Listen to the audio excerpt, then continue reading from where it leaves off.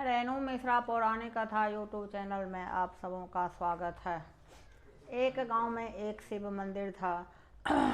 उस गांव के जो ब्राह्मण देव थे, पुजारी थे, वे अत्यंत ही गरीब थे और वे जितना ही गरीब थे उतना ही उनमें परोपकार की प्रवृत्ति थी और दान करने की प्रवृत्ति थी। वे आमदनी से ज़्यादा दान ही करते थे। इससे उनके घर की आर्थिक स्थिति और भी खराब थी।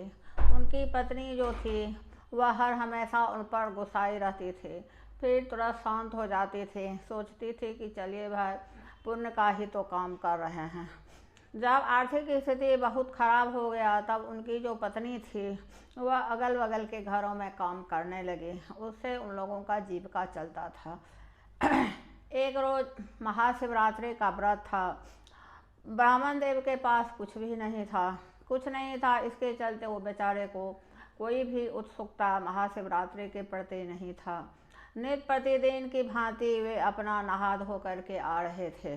जब वे नहा धो करके आ रहे थे तब भोलेनाथ और पार्वती जी नगर भ्रमण के लिए निकली हुई थी। तो पार्वती जी को समझते देर नहीं लगी। वे बोली भोलेनाथ से, हे भोलेनाथ, कितना ही आपका पूजा अर्चना करते हैं, कितना उपवास करते हैं, कितना आपको बेलपत्र चढ़ाते हैं, और आज महाशिवरात्रि का व्रत है, इनके पास कुछ नहीं है। इसके चलते इनमें बेचारे में कोई भी उत्सुकता नहीं है। प्रतिदिन की भांति ये नहा धो करके अपना पूजा अर्चना में करने जा रहे हैं, पूजा अर्चना करने जा रहे हैं। तब भोलेनाथ बोलते हैं कि हे देवी, अब इनके दुख का दिन जो है सो बीत गया है। ये इतना दान पुण्य किए हैं, इतना धर्म कमाए हैं, इतना बेलपत्र चढ़ाए हैं कि उसी से ये धनी हो जाएंगे। ये बात एक सेठ जी बगल में सुन रहे थे।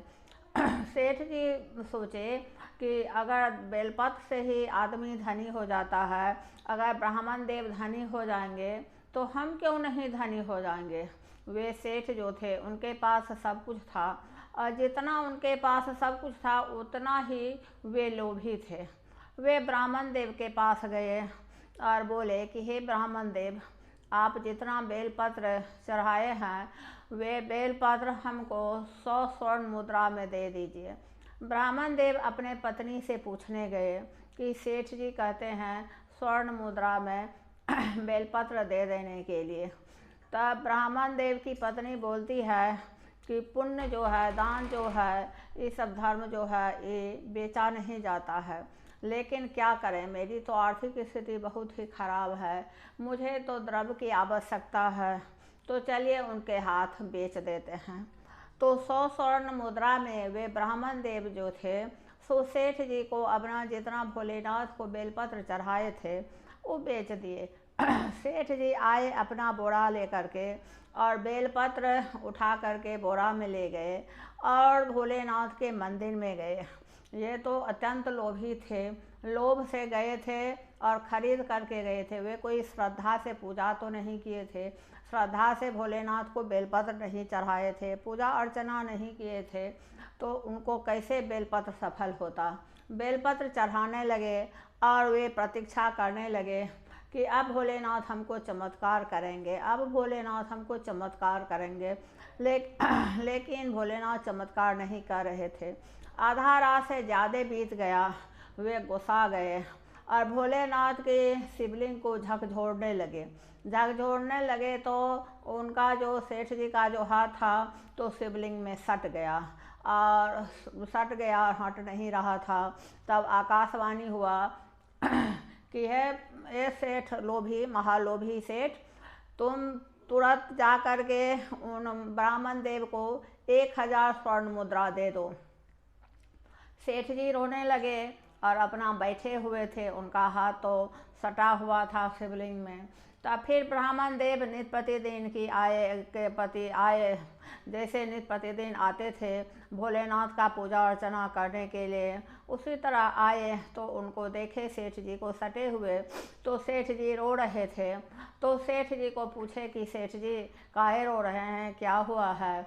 तब सेठ जी बोले, हे ब्राह्मण देव, जाइए मेरे बेटे को कहिए कि 1000 स्वर्ण मुद्रा लेकर के आएगा। तब ब्राह्मण देव गए और 1000 स्वर्ण मुद्रा लेकर के सेठ जी के बेटे आए और वे ब्राह्मण देव को दिए। तो उनका जो सेठ जी का जो हाथ था वह वहाँ से हट गया और वे धनी हो गए। पूजा अर्चना जो है सो लोभ से नहीं होता है, किसी का धन छीनने से धन नहीं होता है। श्रद्धा से जो पूजा अर्चना करते हैं उन्हीं पर भोलेनाथ कृपा करते हैं। अगर मेरा कहानी आप लोगों को अच्छा लगे तो मेरे चैनल को लाइक कीजिए, सब्सक्राइब कीजिए, कमेंट कीजिए। धन्यवाद।